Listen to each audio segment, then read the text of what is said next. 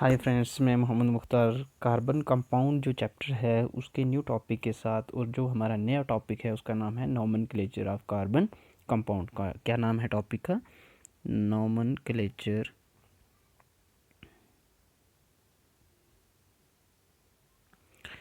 Nomenclature of carbon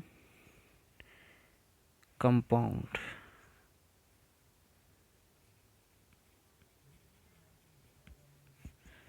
ये हमारा आज का टॉपिक है, और इस टॉपिक में से सबसे पहले हम लेंगे कि नॉमेनक्लेचर क्या है, इसके बारे में थोड़ी देखते हैं।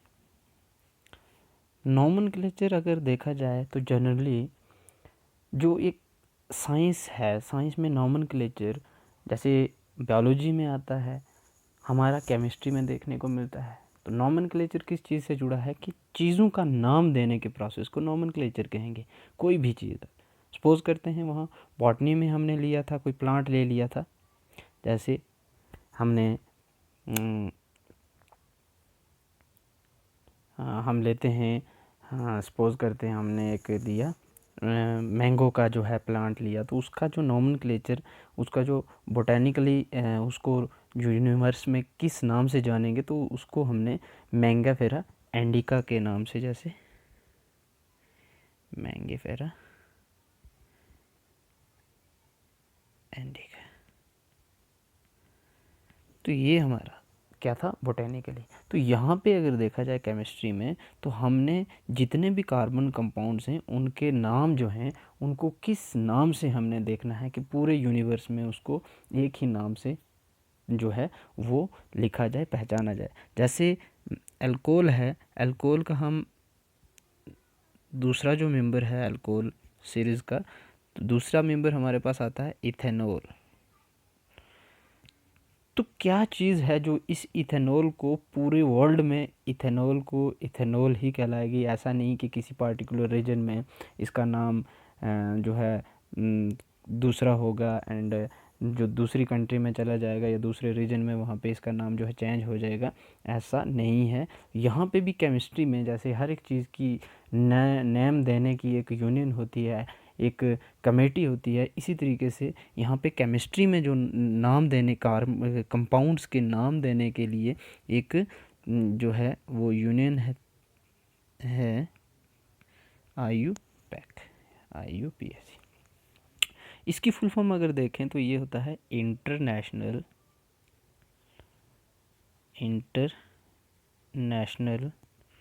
Union of pure and applied chemistry. Pure and applied chemistry, ये इसका क्या है। तो इंटरनेशनली एक यूनियन बनी हुई है जो अप्लाइड केमिस्ट्री के रिलेटेड जितने भी डिसीजन है वो लेती है। जैसे किसी का नाम देना है या किसी कंपाउंड को चेक करना, तो ये सारी जो चीज़ें हैं हमें इसके अंदर देखने को मिलती हैं।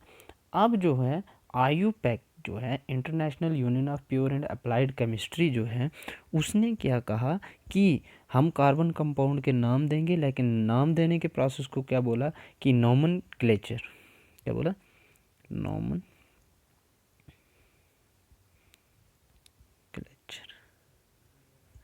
नॉमेनक्लेचर ऑफ कार्बन कंपाउंड का मतलब क्या है?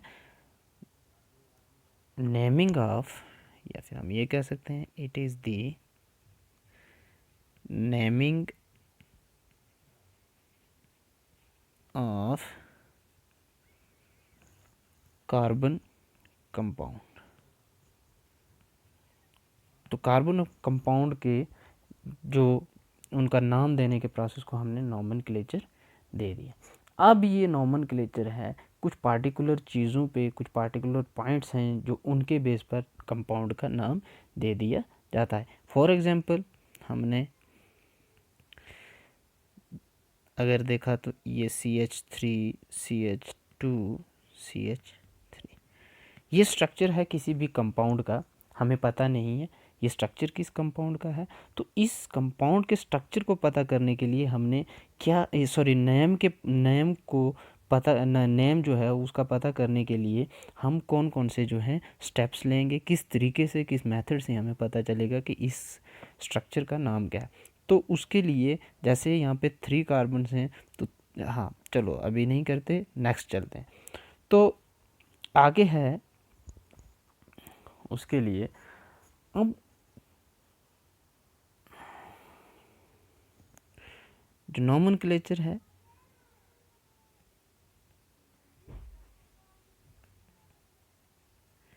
किन किन पॉइंट से जो है नोमेनक्लेचर किसी भी कंपाउंड का दिया जाएगा। तो ये नोमेनक्लेचर किस पर बेस्ड होता है? It is based upon prefixes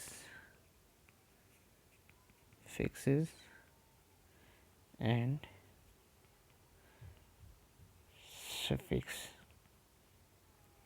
prefix और सफिक्स जो हैं वो उनके बेस पर ये होता है। प्रीफिक्स और सफिक्स मतलब ये हम ले लेते हैं एक कंपाउंड है या एक कोई चीज़ है, कोई भी चीज़ मान लेते हैं ए है, इससे पहले जो हम लगाएंगे उसको बोलेंगे प्रीफिक्स, और इस ए के बाद जो लगाएंगे उसको बोलेंगे सफिक्स।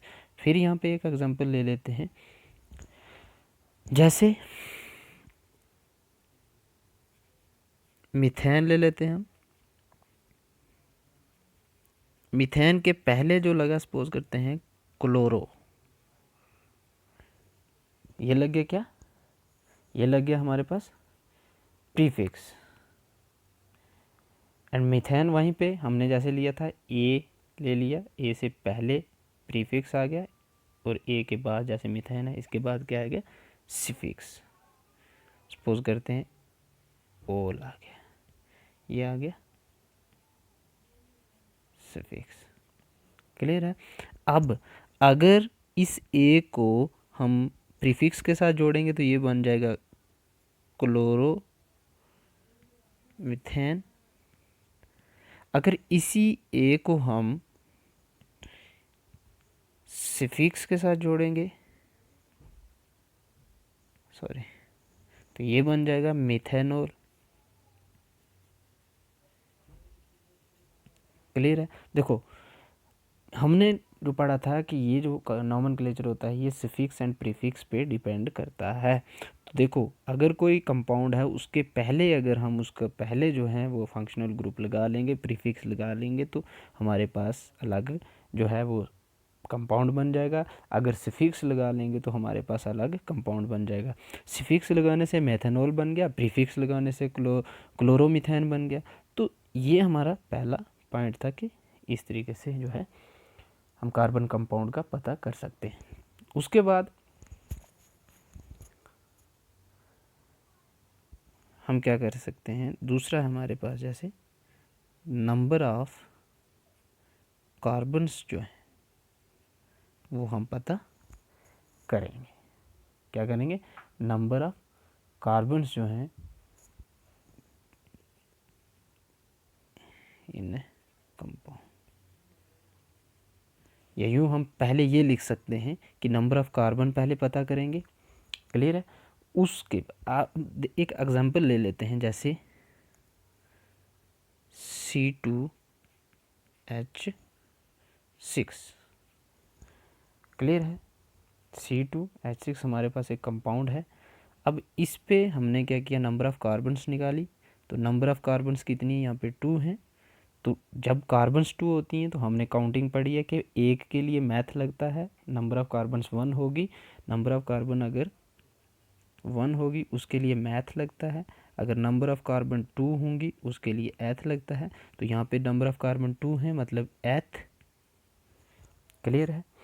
अब देखना है कि इसके आगे हमने एन लगाना है, इन लगाना है, सफिक्स जिसको कहेंगे, या आयन लगाना है। ये किस चीज़ पे डिपेंड करता है कि हम स्ट्रक्चर ड्रा करके देख सकते हैं। सी, ये हमें पता है कि इसकी वैलेंसी इस तरीके से पूरी होती है, तभी C2H6 बना। तो अब यहाँ पे देखने को क्या मिल रहा है कि हमारे पास क्या है, क्या था, कार्बन जो थी कार्बन के साथ सिंगल बॉन्ड के साथ अटैच थी, और जब carbon to carbon single bond होता है तो हमारा हमेशा एन लगता है। तो क्या स्ट्रक्चर बना हमारे पास, इथेन। तो देखा हमने कि नंबर ऑफ कार्बन, उसके बाद सफिक्स क्या लगा, मतलब सफिक्स कहने का कि बॉन्ड के कितने हैं, और इन बॉन्ड के एन जो लगा इसके आगे हम सफिक्स लगाएंगे। ये हमारा था दूसरा पॉइंट। अब हम देखते हैं थर्ड पॉइंट जो है हमने जो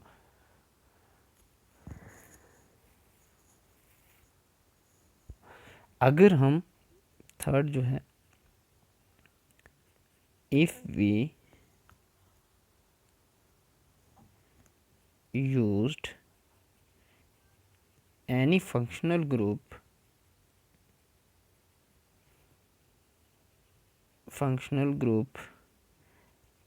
एज ए सफिक्स, अगर कोई भी फंक्शनल ग्रुप अगर हम सफिक्स की जगह लगाएंगे, then final E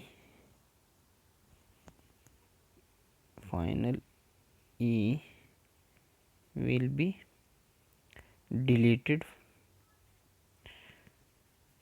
deleted from compound। देखो क्या कहता है बंदा कहता है कि कोई भी फंक्शनल ग्रुप अगर फिक्स लगता है, सपोज करते हैं यहाँ पे ए है, इसके आगे लगता है, फंक्शनल ग्रुप हमने पढ़े हैं, जैसे अल्कोहल का था OH, एल्डिहाइड का था CHO, कीटोन का था CO। तो ये हमारे फंक्शनल ग्रुप हैं। अगर कोई फंक्शनल ग्रुप इस कंपाउंड के आगे लगता है, देन कंपाउंड का नाम जो है उसके आगे एन लगता है। जैसे यहाँ पे देख लेते हैं, जैसे एन के साथ भी ये ई आगे आता है, इन के साथ भी आता है, और आइन के साथ भी आता है, डबल ट्रिपल और सिंगल बॉन्ड के साथ जितने, जैसे मिथेन है,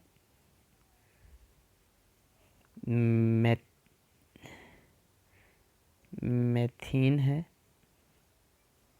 ओ सॉरी हम यहाँ पे देख लेते हैं, एथीन है एंड एथाइन है। क्लियर है। इन सब में क्या है, आगे जो है हमारे पास ये लगा हुआ। जब हमारे पास कोई फंक्शनल ग्रुप लगेगा इसके साथ, जैसे इसके साथ भी OH लग गया, इसके साथ भी OH लग गया, इसके साथ भी OH लग गया, ये लग गया functional group as a suffix. अब क्या बन जाएंगे, मिथेन का बन जाएगा मिथेनोल, ई गायब हो गया।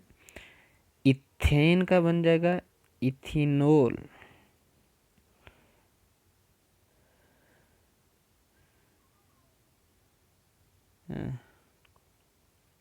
एंड इथाइन का इथाइनोल। अब एंड का जो है ई हमारा इसमें से भी है, इसमें से भी नहीं है, इसमें से भी। तो ये हमारा जो है कि जब भी कोई फिक्स लगेगा फंक्शनल ग्रुप, तो तब हमारे स्ट्रक्चर में से NE जो है वो निकल जाएगा। तो जब भी अगर कोई सैचुरेटेड हाइड्रोकार्बन्स है, सैचुरेटेड हाइड्रोकार्बन्स है, उसका स्ट्रक्चर सैचुरेटेड है, मतलब सिंगल बॉन्ड से जुड़ा हुआ है, तो देन अगर कोई भी अनसैचुरेटेड, देखते हैं, if the carbon chain is unsaturated, अगर कार्बन चेन अनसैचुरेटेड है तो तब इसका जो फाइनल का ANE जो होगा वो रिमूव हो जाएगा और इन एंड आइन लगेगा। सैचुरेटेड है, अगर सपोज करते हैं यहाँ पे सैचुरेटेड हम करते हैं CH3CH2CH3, ये है। यहाँ पे क्या है, अब सिंगल बॉन्ड है, ठीक है। अगर यहाँ पे CH3CH, यहाँ डबल बॉन्ड आ जाता है, यहाँ पे CH क्या आता है 2। तो अब पहले इसका नाम क्या था, प्रोपेन था, अब क्या बन गया इसका, प्रोपीन। तो जब भी सैचुरेटेड हाइड्रोकार्बन्स में डबल बॉन्ड लग जाएगा तो ANE हमारा हमेशा डिलीट हो जाएगा और उसकी जगह इन एंड YNE आयन जो है वो लग जाएगा। तो ये हमारे क्या थे, रूल्स थे कुछ जो हमें कार्बन कंपाउंड्स के नाम जो हैं वो देने के लिए जो है हेल्प करते हैं, कार्बन कंपाउंड्स के नेमिंग करने के लिए हमें हेल्प करते हैं। तो आगे चलते हैं, हम एक एग्जांपल ले लेते हैं। एग्जांपल क्या लेते हैं कि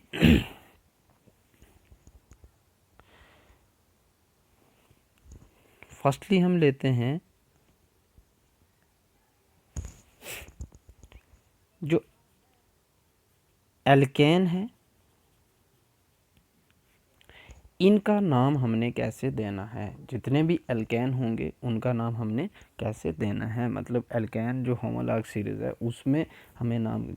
अब पहले नंबर पे हम है, हमारे पास है मीथेन है, एक कार्बन है। तो इसके लिए हमने पढ़ा कि एक कार्बन है, एक कार्बन के लिए लगता है मैथ, और इनके बीच में देखो सिंगल बॉन्ड है तो ये लग गया एन, मेथेन बन गया।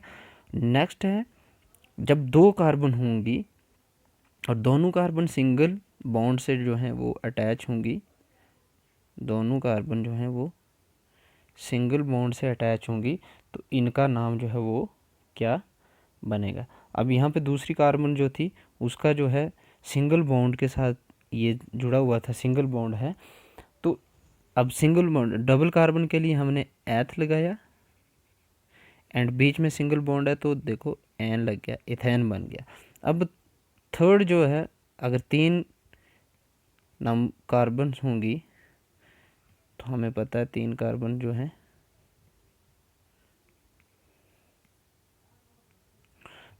तीनों कार्बन जो है ये अटैच है सिंगल बॉन्ड के साथ, तो ऐसा हमें पता है कि तीन कार्बन के लिए क्या लगता है, नंबर ऑफ़ कार्बन अगर 3 होंगी तो हमारे पास लग जाएगा प्रोप, नंबर ऑफ़ कार्बन 3 है प्रोप, और सिंगल बॉन्ड से जुड़े हैं तो प्रोपेन। ये हमारा क्या है स्ट्रक्चर जो हमें एल्केन का है। अगर इसी तरीके से हम एल्कीन का देखते हैं, किसका, एल्कीन्स का, एल्कीन्स का नाम कैसे देंगे, यहाँ पे हम एग्जांपल ले लेते हैं। हमें एल्कीन का जो जनरल फार्मूला वो हमें पता है सबको, CnH2n है। अब अगर दो कार्बन हैं, देखो एल्कीन में एक कार्बन जो है कार्बन डबल बॉन्ड से अटैच नहीं होंगी, बट जो नंबर ऑफ़ कार्बन अगर 2 हैं तो इसमें बॉन्ड कौन सा है, डबल है। तो इसका स्ट्रक्चर क्या बनेगा, कार्बन कितने हैं, 2 कार्बन है, जुड़ी किससे, डबल बॉन्ड से, इसका स्ट्रक्चर बन जाएगा C2H4। अब यहाँ पे देखो बच्चों कि ये जो है,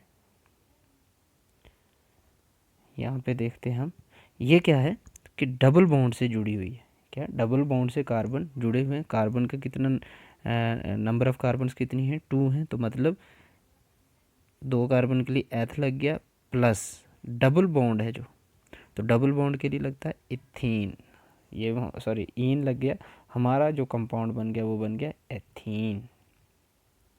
इसी तरीके से अगर हम नंबर ऑफ़ कार्बन 3 लेते हैं, 3 नंबर ऑफ़ कार्बन्स लेते हैं, नंबर ऑफ़ कार्बन्स कितनी है 3, तो बॉन्ड कितने हैं, डबल बॉन्ड है, मतलब 2 बॉन्ड है, तो स्ट्रक्चर क्या बनेगा, स्ट्रक्चर क्या बनेगा वो देखते हैं हम।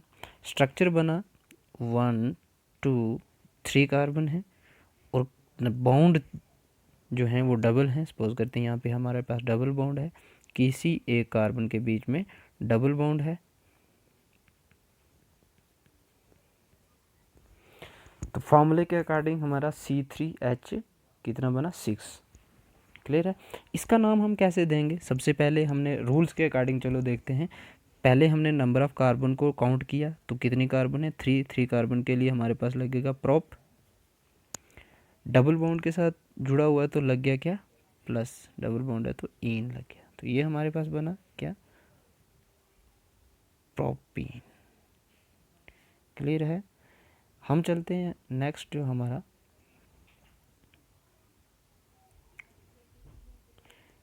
जो एल्काइन है,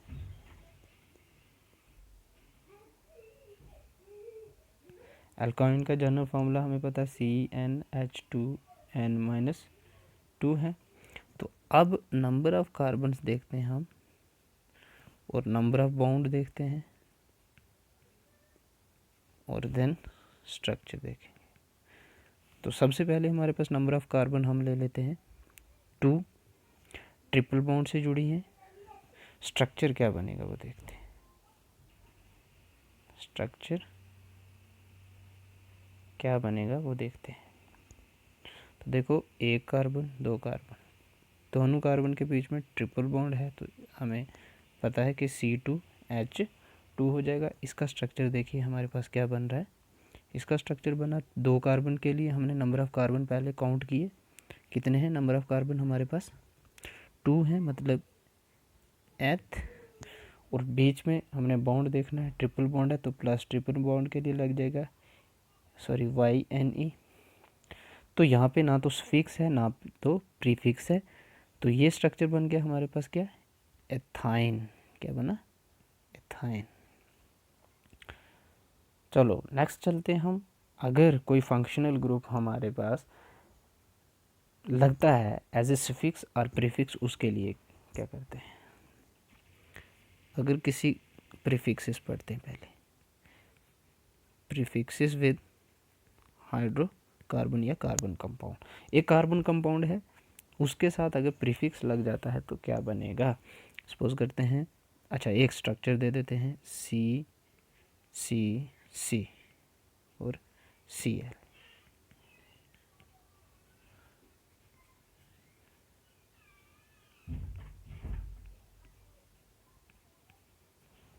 ये था हमारे पास स्ट्रक्चर। तो जो हमने रूल्स पढ़े हैं, रूल्स के अकॉर्डिंग अगर हम देखते हैं तो हमारे पास क्या है, ये रूल्स के अकॉर्डिंग अगर हम देखते हैं तो यहाँ पे नंबर ऑफ़ कार्बन्स कितनी है, 1 2 3। तो नंबर ऑफ़ कार्बन काउंट की पहला पॉइंट था, तो कितना कार्बन साइज, 3 कार्बन के लिए हमारे पास लग गया प्रोप। तीनों कार्बन के बीच में सिंगल बॉन्ड है तो बन गया एन। अब ये जो है इसका देखते हैं, ये है हमारे पास स्ट्रक्चर में लगेगा प्रीफिक्स। हमने पहले पढ़ा, हमने ये स्ट्रक्चर को ए माना, इससे पहले लगेगा तो ये लगा Cl का। हमने पढ़ा फंक्शनल ग्रुप में Cl का लगता है क्लोरो। क्या लगता है, क्लोरो। और Br का ब्रोमो। यहाँ पे Cl का लगा क्लोरो। तो क्या बना, ये पूरा जो है कंपाउंड हमारे पास, कंपाउंड पूरा बना क्लोरो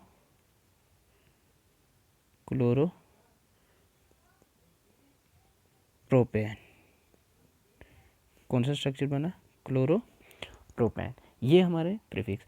अब देखते हैं, ये जो प्रीफिक्स होते हैं ये हमारे पास हैलोजन्स ही होते हैं, हैलोजन ग्रुप होते हैं। हैलोजन ग्रुप कौन कौन से हैं, या तो सी क्लोरीन होगा जिसका सिंबल Cl है, या ब्रोमीन होगा, ब्रोमीन का जिसका Br है, या फिर आयोडीन होगा जिसका I होगा। इसमें हम प्रीफिक्सेस की एक की हमने एग्जांपल ले ली। अब दूसरी एग्जांपल ले लेते हैं। जैसे एक स्ट्रक्चर है, या हमारे पास ये होता है CH3CH2Br। इसका स्ट्रक्चर बनाओ और इसका नाम दो जी। स्ट्रक्चर देखते हैं हम, C कितनी कार्बन है, 3 कार्बन है, और CH3 है, इसके साथ 2H हैं,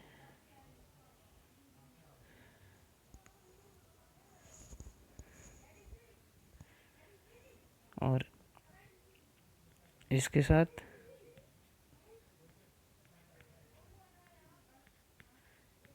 2H हैं, और एक Br है।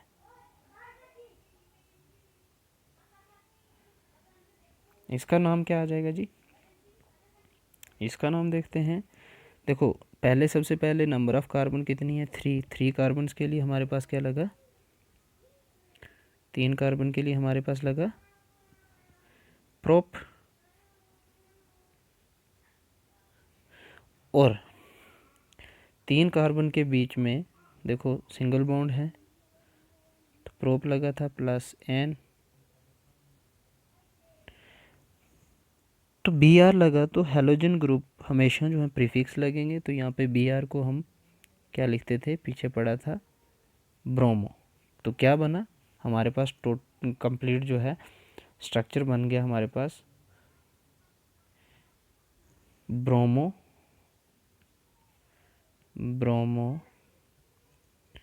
प्रोपेन। क्लियर है, ये हमारे क्या थे जो सफिक्स हमने, सॉरी प्रीफिक्स जो है हमने पढ़े। अब जो है सफिक्स देखते हैं। सफिक्स के लिए हमारे पास बड़े फंक्शनल ग्रुप हैं, जैसे अल्कोहल का है, एल्कोहल का है,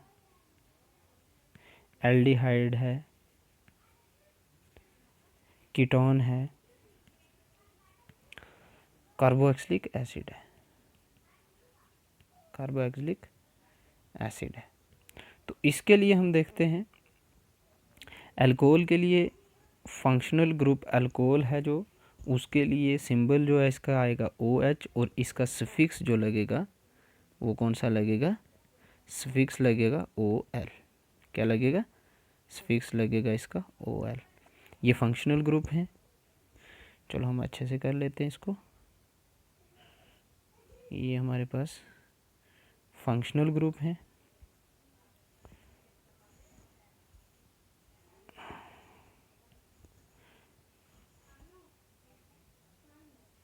ये फंक्शनल ग्रुप में एल्डिहाइड का फंक्शनल, सॉरी का अल्कोहल का OH है, एल्डिहाइड का CHO सिंबल है, और इसका जो है AL जो है वो लगेगा सफिक्स।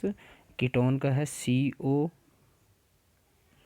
तो इसका लगेगा ONE सफिक्स लगेगा। कार्बोक्सिलिक एसिड का COOH, इसका सफिक्स लगेगा ओइक एसिड। देखो बच्चों पहले हमने जो पढ़ा है उसमें क्या था कि उसमें प्रीफिक्स लग रहे थे। जो फंक्शनल ग्रुप Cl था, क्लोरीन फंक्शनल ग्रुप जिसको क्लोरो पढ़ते थे उसका सिंबल Cl था, वो प्रीफिक्स उसका जब स्ट्रक्चर का नाम देते थे ना, एज ए प्रीफिक्स जो है उसको यूज़ करते थे। चलो हर एक तीनों की एक एक हम एग्जांपल ले लेते हैं। तो पहले लेते हैं अल्कोहल की एग्जांपल लेते हैं, जैसे CH3 CH2OH। तो ये क्या बना, इसका नाम हम अगर देंगे तो क्या बना, 2 कार्बन है, 2 कार्बन के लिए बना क्या, 2 कार्बन के लिए बना एथ, और सिंगल बॉन्ड है तो N, और सफिक्स OH लगा तो OH का suffix sorry functional group OH लगा तो इसका सफिक्स लगा OL। तो ये हमारे पास क्या बन गया, इथेनॉल। उसके बाद हमने एल्डिहाइड का लिया, जैसे उसके बाद एल्डिहाइड का लेते हैं CH3CH2C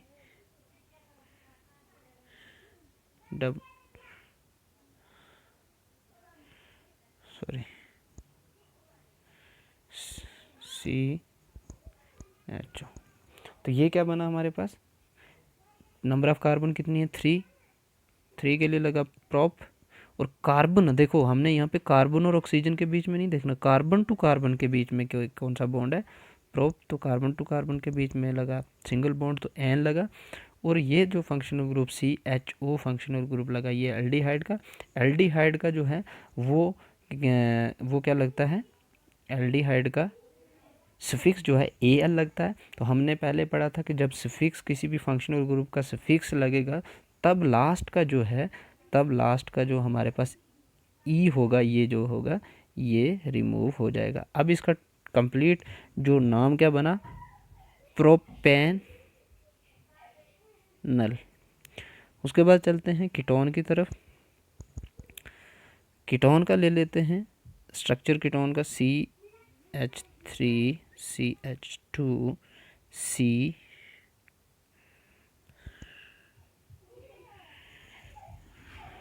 इसका ले लेते हैं इसका। हाँ, तो एक चीज़ हमने कीटोन के बारे में जो है अभी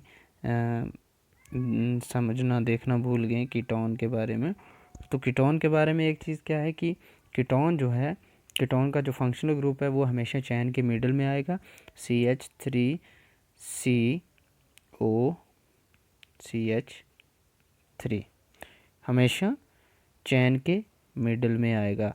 और जो हमारे पास ये कीटोन का है, कीटोन का जो स्ट्रक्चर कम से कम 3 जो हैं इसमें कार्बन होंगी। क्लियर है? तो यहाँ पे हमने जो फंक्शनल ग्रुप बीच में लगाया तो हमारा जो कंपाउंड का इस स्ट्रक्चर का नेम होगा वो क्या होगा, जैसे नंबर ऑफ़ कार्बन कितनी है 3 कार्बन के लिए लग गया प्रोप, और कार्बन और कार्बन के बीच में क्या होगा सिंगल बॉन्ड है तो N प्लस सफिक्स लग गया ONE। हमने पहले पढ़ा है जब सफिक्स लग जाएगा किसी भी फंक्शनल ग्रुप का तो लास्ट का NE जो होगा वो रिमूव हो जाएगा। तो ये स्ट्रक्चर बना कंप्लीट प्रोपेनॉन। क्या सा स्ट्रक्चर बना? प्रोपेनॉन। लास्ट एंड फाइनल जो हमारा है वो है कार्बोक्सिलिक एसिड। क्या है?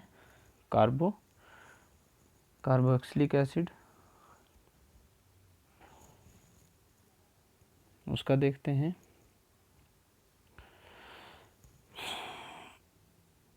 ये एक स्ट्रक्चर लेते हैं 1 2 3 4 OH एक स्ट्रक्चर है CH2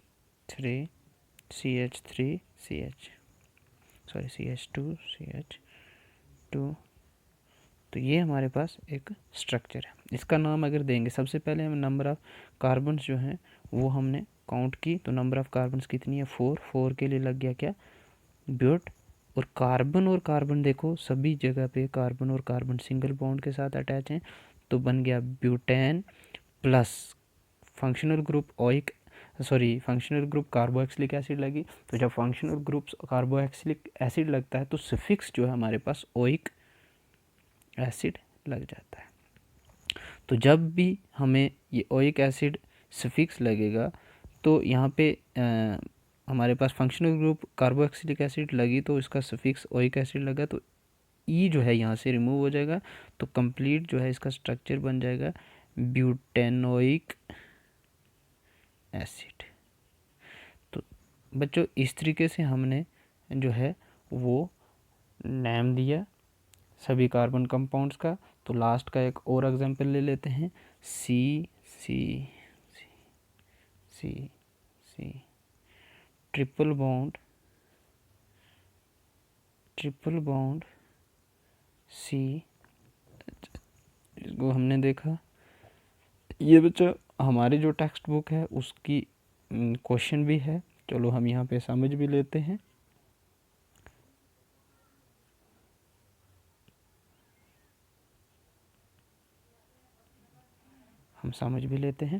तो ये हमारे पास एक स्ट्रक्चर है।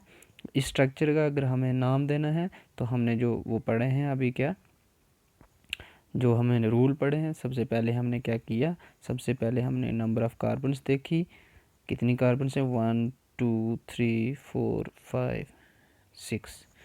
नंबर ऑफ़ कार्बन 6 हैं तो 6 कार्बन जब होंगी उसके लिए लगता है हमारे पास हेक्स। सभी कार्बन्स जो हैं सिंगल बॉन्ड के साथ हैं या डबल के साथ हैं या ट्रिपल के साथ। तो हमें देखने को मिल रहा है यहाँ पे कि एक कार्बन जो है वो ट्रिपल बॉन्ड के साथ जुड़ी है। तो जब ट्रिपल बॉन्ड लगता है तो YNE लगता है तो ये बन गया हेक्साइन। क्या बन गया? हेक्साइन। हमारे पास इसका स्ट्रक्चर बन गया। क्लियर है? तो होप करते हैं आज वीडियो थोड़ी लंबी हो गई, फिर भी उम्मीद यही करते हैं कि आपको समझ आ जाएगी। तो देखते हैं, अगर अंडरस्टैंड नहीं भी होता है दोबारा आप जो है कंसल्ट कर सकते हैं मेरे से। थैंक्स, हैव ए चलो।